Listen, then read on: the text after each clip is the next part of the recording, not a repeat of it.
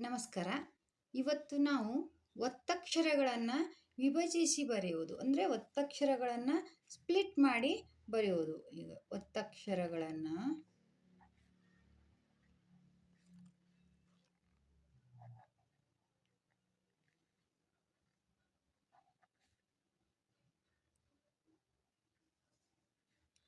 ವಿಭಜಿಸಿ ಬರೆಯುವ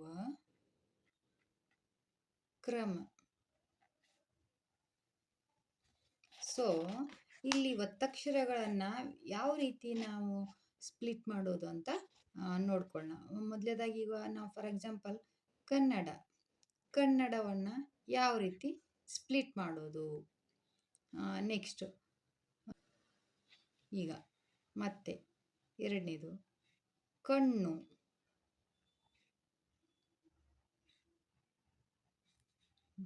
third one ಹೊಟ್ಟೆ. ಇವೆಲ್ಲ ಒತ್ತಕ್ಷರಗಳು ತಾನೇ ಇವು.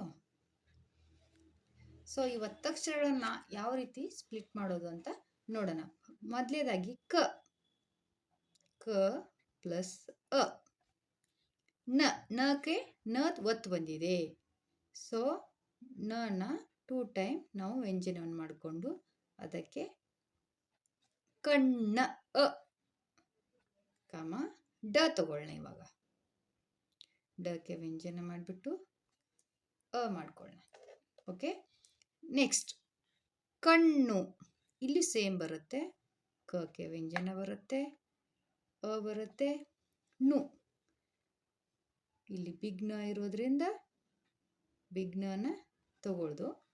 ಸೊ ಉ ಕಣ್ಣು. ಇಲ್ಲಿ ಅ ಯಾಕೆ ಬಂದಿದೆ ಅಂದರೆ ಡ ಅಂತ ಬಂದಿದೆ. ಸೊ ಇಲ್ಲಿ ಉ ಯಾಕೆ ಬಂದಿದೆ ಅಂತಂದರೆ ನು, ಅದಕ್ಕೆ ಉ ಬಂದಿರೋದು. ಇನ್ನು ಹೊಟ್ಟೆ, ಫಾರ್ ಎಕ್ಸಾಂಪಲ್ ಹೊಟ್ಟೆ. ಇಲ್ಲಿ ಹ ವ್ಯಂಜನ ಆಗುತ್ತೆ, ಓ, ಬಿಕಾಸ್ ಹ ಪ್ಲಸ್ ಓ ಏನಾಗುತ್ತೆ, ಹೋ ಆಗುತ್ತೆ. ಸೊ ನೆಕ್ಸ್ಟ್ ಟೇಕೆ ಟದ ಒತ್ತು ಬಂದಿರ್ತಾನೆ. ಸೊ ನಾವು 2 ಟನ ವ್ಯಂಜನೆ ಮಾಡ್ಕೋಬೇಕು, ಎ. ಸೊ ಇದೇ ಥರ ಕೆಲವೊಂದು ಒತ್ತಕ್ಷರಗಳು ನೋಡಲಿಕ್ಕೆ ಟಫ್ ಅನಿಸುತ್ತೆ, ಮತ್ತು ಪ್ರಾಕ್ಟೀಸ್ ಮಾಡಿದರೆ ಡೆಫಿನೆಟ್ಲಿ ನಾವು ಈಸಿಯಾಗಿ ಈ ಥರ ಒತ್ತಕ್ಷರಗಳನ್ನು ವಿಭಜಿಸ್ಬೋದು.